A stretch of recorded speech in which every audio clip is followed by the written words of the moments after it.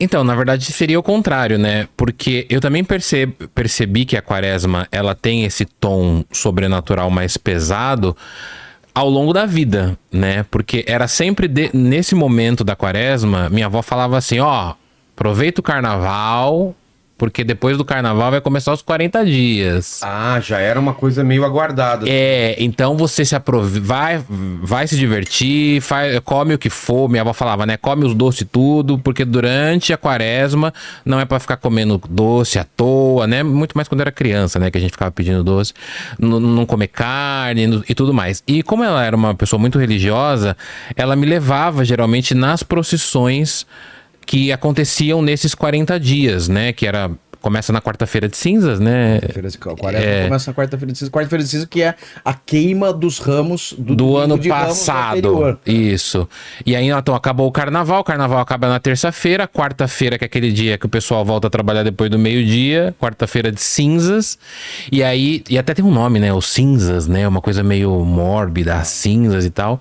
E ela falava, para resumir, nesses 40 dias é o tempo que Jesus tem as tentações do demônio. Se os demônios vêm para a Terra para tentar o Filho de Deus, o Filho do Homem, imagina nós, meros mortais. Então ela falava que na quaresma era um momento em que os demônios estavam soltos na Terra. E eram 40 dias soltos na Terra. Inclusive ela fazia um paralelo com o fim do mundo, que ela era católica, mas acreditava em arrebatamento, que não é uma vertente de católicos. E ela falava, inclusive, é 40 dias hoje, porque quando Jesus passar pela segunda vez, levar todo mundo, serão 40 anos. Nossa. Pelo que o demônio vai ficar sob custódia aqui, né? Vai olhar pela gente. Então, nesses 40 dias, você tome tenta, ela falava, né? Não vai ficar comendo doce, não vai comer carne toda sexta-feira, e era toda sexta-feira, não era só a sexta-feira santa, que é hoje, né? O dia que Jesus morre na cruz, às 3 da tarde. E então ela falava, os demônios estão soltos na terra. E eu tenho alguns relatos, eu acho que porque eu ouvi tanto isso, né? Que aconteceram durante a quaresma, né? Que eu ouvi um porco na janela uma vez. Uma vez eu tava... Essa história aconteceu lá em Avaré, interior de São Paulo. Tava eu e minha tia. A gente era criança, minha tia tava deitada numa cama de solteiro, assim, no quartinho, e eu no colchão no chão. E aí eu me lembro que a gente tava falando, né, de quaresma, falando, esse tempo aqui a gente não pode ir no sítio, que no sítio tem saci, tem lobisomem, falam que tem muito lobisomem durante a quaresma, né?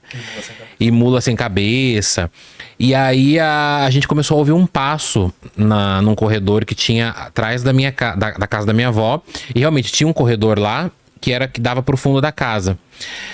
Pra casa do fundo. E aí a gente começa a ouvir um passo, mas parece que era uma pessoa de salto, tanto que eu brinco falando que era o porco de salto.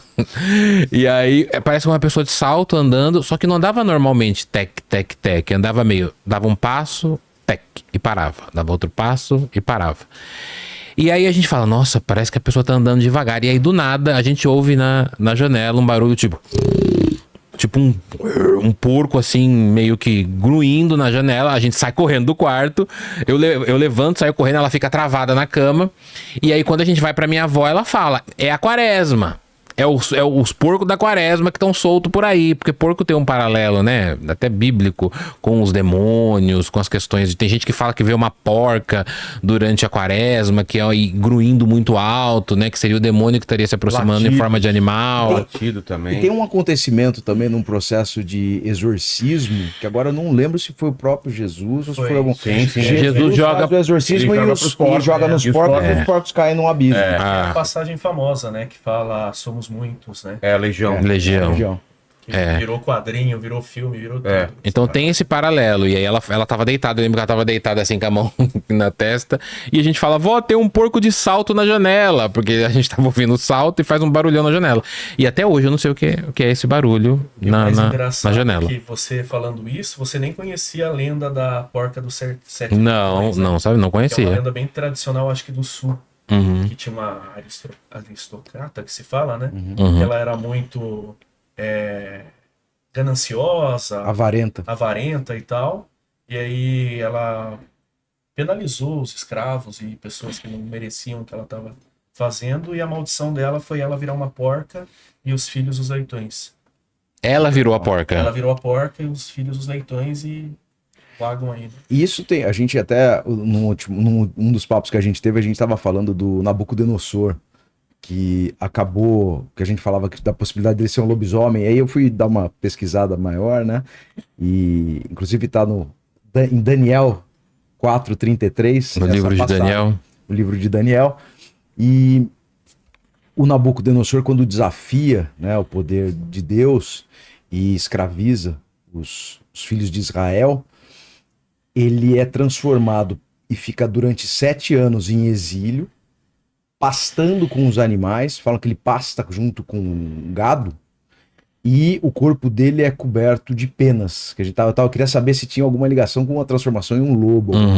Mas ele vira uma besta que fica por 7 anos cumprindo essa penitência, e aí a gente também tem o contato com o 7, né, com o 7º dia. A última ceia, né, a Santa Ceia, que é organizada e acontece na quinta-feira, a gente tem um contato interessante com o número 13, que também depois a gente... 13? O 13, porque são 12 apóstolos. E Jesus. E Jesus. Outra figura ligada a lobos, essas coisas todas, é a Isabel da França, que é filha do Filipe o Belo, que foi o cara que condenou Filipe o Belo, é engraçado. Filipe o Belo. Sei quem? A feia. O Belo. A feia, Bete a feia, Filipe o Belo. E ele condenou os templários numa sexta-feira 13 de outubro, o ano acho que foi 1301, se eu não me engano, a serem queimados. Eles não foram cooptar, ele tentou cooptar os templários, né? E os templários serviam a igreja e não o rei. Então ele condena eles à morte numa sexta-feira 13. Tô contando isso tudo porque a Isabel da França, ela era considerada uma loba. Ninguém sabe exatamente o motivo disso, né? Pela sua ferocidade. Mas essa ideia na quaresma e também em outras passagens de você ser punido se transformando em um animal é bastante comum nesse período, né? A gente fala dos lobisomens, que ocorre muito na quaresma, a mula sem cabeça. O Rogério tem talvez as histórias mais vivas da roça sobre mula sem cabeça, mas ela vem da Península Ibérica, né? Ali Espanha, Portugal, vem para cá quando o Brasil é colonizado pelos portugueses, e a referência à mula é porque os padres andavam com mulinhas, eles chegavam nas cidades de mulinhas e diziam que aquelas mulinhas eram mulheres que se relacionavam, que desviavam o celibato, né, os votos de castidade dos padres, né, tinham relacionamentos afetivos com padres, e desde então estavam amaldiçoadas, novamente se transformando em animais. Claro, um animal que tem um contorno um pouco mais demoníaco, né, sem cabeça e com fogo uma chama saindo no lugar da cabeça, se transformam de quinta para sexta-feira santa. O professor, que eu gosto muito também, Andreoli Costa, um super pesquisador, ele diz que os lobisomens, eles podem se transformar em qualquer noite na quaresma. Como o Dani falou, é um período em que Cristo ele também fica em exílio, né? Cristo se exila no Monte das Oliveiras, o pessoal fala que é um deserto, e em alguma medida mesmo. Ele fica no deserto, se privando de tudo, daí também o motivo de, tradicionalmente, quem é cristão, católico, se priva de muita coisa ao longo da quaresma, né? Repete esse processo, esse sacrifício de Jesus de Nazaré, e tem, como o Dani falou, a presença contínua do capeta. Então o capeta fica atentando Cristo para tentar desviá-lo, seu propósito de sacrifício, e em contrapartida, por ele estar em exílio, o mundo está desamparado naquele instante da presença física de Jesus de Nazaré, do Filho do Homem. E a Sexta-feira Santa, porque não acaba o período de maldições, vamos dizer assim, no sábado de Aleluia, né? Só depois da ressurreição no domingo. Mas a gente passa um dia, praticamente, o sábado, sem a presença física de Jesus, que também é um dia complicado, o sábado de Aleluia. São 3 dias quase, né? Mas assim, pela igreja, para o calendário, eles adequam que Jesus teria morrido na sexta-feira às 3 da tarde. Eu lembro quando eu participava da igreja, que eu era católico, tinha a celebração da cruz às 3 da tarde. E era uma celebração onde todo o altar estava tampado com panos, todas as imagens estavam tampadas com pano roxo, geralmente. Era quase sabe aquele clima de velório? Que você não pode falar alto, todo mundo reza baixo. É um velório. É o decoro da morte mesmo. Né? O padre não tinha música, não tinha palmas, não tinha... Tanto que durante toda a época de Quaresma, eu cantei na igreja durante 18 anos, e a gente não podia bater palma, a gente não podia falar o aleluia, né? A gente não podia ter exaltações de alegria durante todos os 40 dias. E na Sexta-feira Santa, que é a morte do Cristo, que ele morre às 3 da tarde, na hora que dá a celebração começa às 3 da tarde, então toca-se um sino, então Jesus morre na cruz. E tem leituras específicas para tudo isso. Então era um clima fúnebre, eu tinha muito medo. Na matriz de São Bernardo, que é lá perto de onde eu moro, eles têm uma imagem de Cristo morto, deitado, assim, e na... também. Você já foi lá, né? Ela fica exposta durante todo o ano num vidro, assim. E durante a Quaresma, eles levavam, durante as missas de Sexta-feira Santa, eles levavam esse Jesus no alto. E a minha avó falava pra gente ir descalço na procissão, pra nós era alegria, festa, né? E ela ia com véu, com vela, e aí talvez nasce a procissão das almas, né? A ideia dessas procissões. Porque se cantava em luto a Jesus morto. Então eu via aquela imagem de Jesus sangrando, morto, sendo levado no alto. Aquilo pra mim era muito assustador, assim. Então por isso que a gente fala, né? A Quaresma é tudo muito bonito pra quem é cristão, pra quem é religioso. Mas pra quem não é fúnebre, né? Claro. Dá um medinho, né? Assusta, né? Eu acho que hoje, né, as igrejas e paróquias que adotam uma postura um pouco mais moderna, elas tentam tornar um momento mais de reflexão. Então, tanto que hoje tem um convite a você meditar, menos dark, né? Pra falar assim. Mas eu só queria fazer um adendo, que a gente fala muito do católico, né, do cristão, mas eu morei 8 meses com o pessoal do budismo, no Kadampa. Aí dentro de uma escola, /centro, e frequentando o templo em Cabreúva. E não propriamente para eles, mas para outras pessoas também budistas de outras filosofias e de outras religiões, esse período do ano é um período do ano que, para muitas crenças, ele converge num período que o nosso plano está muito próximo de planos inferiores e superiores. A gente está no meio ali, né? Toda aquela questão do véu que protege e da energia que corre aqui, ela é mais intensa. E é interessante, porque você pode ver que na Semana Santa, né? A gente estava falando do Domingo de Ramos, quer dizer, Jesus de Nazaré chega celebrado em Jerusalém, todo mundo está muito feliz com a presença do rei, do filho do homem, né? E ao longo dessa semana começam a ocorrer transformações muito ligadas a pecados graves, né? Então você tem, no primeiro lugar, em alguma medida, a inveja do cara que quer ter mais dinheiro, e aí imediatamente Jesus é traído, um outro pecado, ele é traído por um apóstolo, por um cara que andava perto dele, corrompido pelo dinheiro. Quer dizer, você tem o contato, quando a gente fala da reflexão e do instante de corrupção de valores, a gente vê esse período, isso acontecendo do ponto de vista litúrgico mesmo.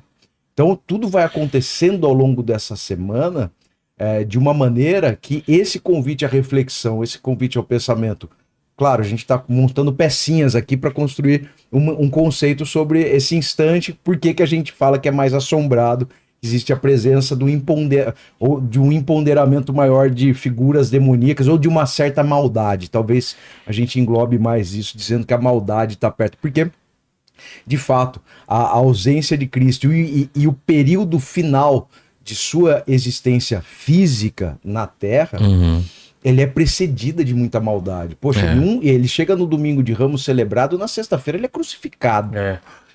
Tinha um padre lá na paróquia falecido que toda a missa de Ramos, na hora que ele ia pra homilia, a primeira coisa que ele falava lá, hipócritas. A galera já esperava esse hipócritas dele, assim. Porque é exatamente isso. A galera celebra Jesus entrando no burrinho, super humilde, a galera levantando os ramos, e a missa de ramos era isso.